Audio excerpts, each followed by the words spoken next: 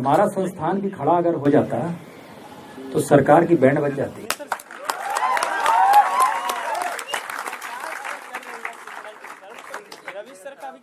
किया जा रहा था उससे कहा, लेकिन वो संस्थान लड़ाई लड़ा, समझे नहीं।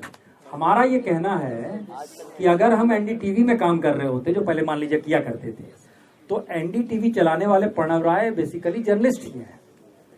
तो जर्नलिस्ट जब लड़ाई लड़ता है तो आप संस्थान लड़ाई लड़ रहा होता है, उसमें ABCD वो महत्व नहीं होते हैं। लेकिन हम लोग के लिए मुश्किल ये है कि हम लोग ऐसे प्रोफेशनल इंस्टीट्यूशंस में काम कर रहे हैं जिसका एक इकोनॉमिक मॉडल है, और वो हो सकता है हमको निकालने की एवज में या हमारे जाने की एवज में या डिस्टर्बेंस की एवज में सौदा हुआ हो, क्या पता कर लिया उसका इकोनॉमिक मॉडल फिट बैठता हो। तो चाह रही थी। कुछ देर बाद क्या हुआ, अमित शाह का फोन आया। मैंने एकदम फैक्चुअल है, इसमें कोई वो नहीं है, कोट कर रहे हैं। अमित शाह का फोन आया, उसने हमसे कहा, प्रसून जी आप गलत सलत खबर देते हैं, आप पॉलिटिकल पार्टी की तरफ से हो गए। मतलब वो हमसे कह रहे थे कि आप शिवसेना की तरफ से बोल रहे हैं, आप चुनाव क्यों नहीं लड़ लेते हैं? ठीक है, इसका मतलब ये है कि पॉलिटिशियन चाहते हैं कि हम उसके फील्ड में आ जाएं और उस ब्लैक मनी और पूरे इंफ्रास्ट्रक्चर जो क्रिमिनल बना हुआ है, जिसमें चुनाव आपको भी भ्रम है कि आप वोट दे रहे हैं। मुश्किल तो ये है, अरे जनाब आपके वोट से कुछ नहीं हो रहा है, आप समझ नहीं रहे हम बार बार क्यों बोल रहे हैं 2014 के बाद स्थिति बदल गई है। हमारा ये कहना है कि हर इंस्टीट्यूशन को काम करना चाहिए कि नहीं करना चाहिए। आपके इलाके का थानेदार अगर काम ना करे, CBI जांच ना करे, सुप्रीम कोर्ट काम ना करे, CBC अपने तरीके से काम करने लगे, मेरा कहना है कि इंस्टीट्यूशन काम करेगा तो सिस्टम रहेगा, और सिस्टम रहेगा तो देश में डेमोक्रेसी रहेगी। हम तो बड़ी छोटी सी आ जा रहे हैं इसमें। अगर हर कोई चुनाव ही लड़ने लगे तो इसका मतलब एक है कि आपके जहन में कुछ ऐसा है कि शायद ये लोग गॉड गिफ्टेड हैं कि चुनाव लड़ेंगे, जीत जाएंगे, चीजें ठीक कर देंगे।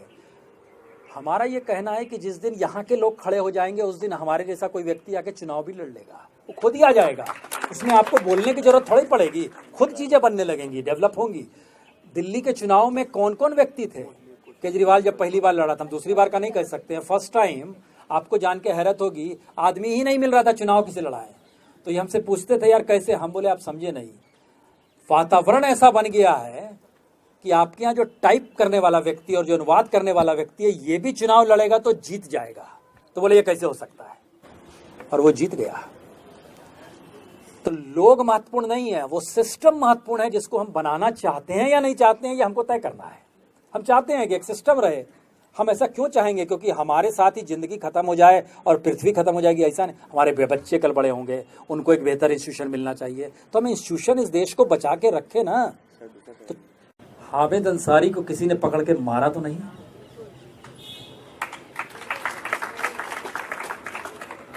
अच्छा मार ही देता तो क्या होता, हमको नहीं समझ में आ रहा है।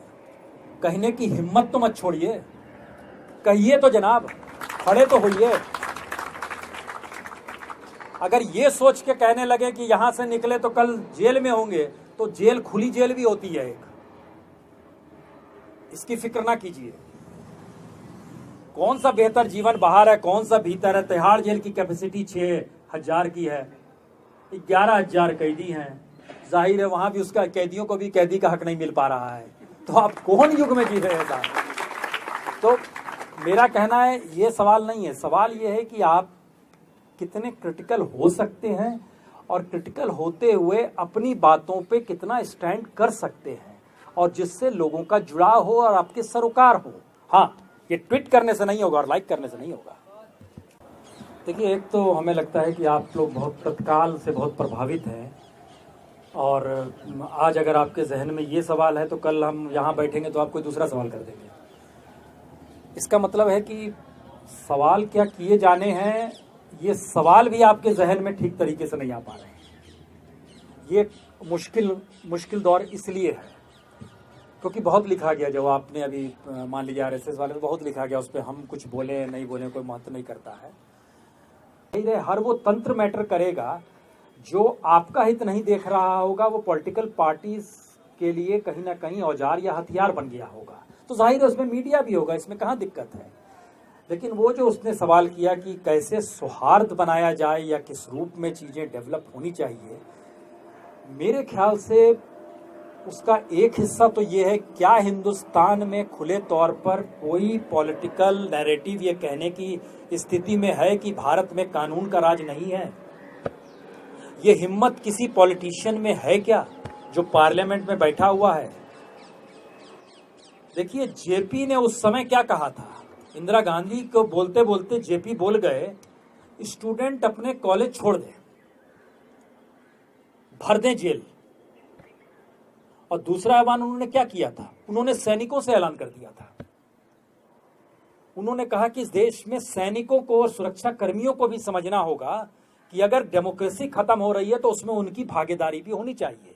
जेपी पर राजद्रोह का मुकदमा चला, मैंने थोप दिया गया, दुनिया भर के एम्बेसीज में भेजा गया कि जेपी के खिलाफ ऐसा ऐसा राजद्रोह का मुकदमा है और दुनिया इसको इस रूप में ट्रीट करे कि जेपी जो है देशद्रोही काम कर रहे हैं। लेकिन हम ये नहीं कह रहे, हम कह रहे जेपी में एक नैतिक बल था, वो ये कह पाए। मौजूदा वक्त में जिसमें ये नैतिक बल होगा वो बड़ा होकर सामने निकल कर आ जाएगा। कोई बोले तो इस देश में, अरे साहब भीड़ तंत्र अगर है, सड़क पर खुले तौर पर मर्डर हो जा रहा है, हम यूट्यूब पे क्या, हम तो ट्विटर में देखने लगे हैं। अब कल हैदराबाद में एक मर्डर का देख रहे थे, खुले तौर पर सड़क पे मार दिया फरसा से और पुलिस की गाड़ी सामने से निकल गई। आप बोलेंगे नहीं नहीं साहब, हैदराबाद में तो 2 गवर्नमेंट की राजधानी है, दोनों रिएक्ट नहीं किए। और ट्विटर पे ये देखकर हम आप परेशान हैं, मार लाइक्स किए जा रहे हैं, उस पर कमेंट किए जा रहे हैं। ऐसी बहुत सारी चीजें चल रही हैं। इसका मतलब ये है कि जो बेसिक नॉर्म्स थे हमारे, जो बेसिक थ्रेड्स थे समाज के, उसको डिस्टर्ब किया जा रहा है और उसमें इसका भी योगदान है। बचिए इससे और रिएक्ट करें। बोले तो कानून का राज नहीं है, तो आप कहेंगे कानून का राज नहीं है तो अरे कहां जाएगा? थाना तो ऐसे भी दर्ज नहीं करेगा, शिकायत वैसे भी नहीं करेगा। एक लड़ाई तो शुरू होगी, हो सकता है बेहतर दिशा में बढ़ जाए, लेकिन बिना लड़े, बिना समझे, बिना चीजों को एक्सेप्ट किए हम ये मान कर चलेंगे नहीं सब कुछ ठीक ठाक चल रहा है और सब कुछ है और अब हम बहस कर लेते हैं कि व्हाट इज डेमोक्रेसी। अरे क्या मतलब है? तो हम लोग एक ऐसे माहौल में आकर खड़े हो गए हैं जहां सुविधा हमें चाहिए और आने वाले वक्त के लिए संघर्ष ना करना हो, ऐसी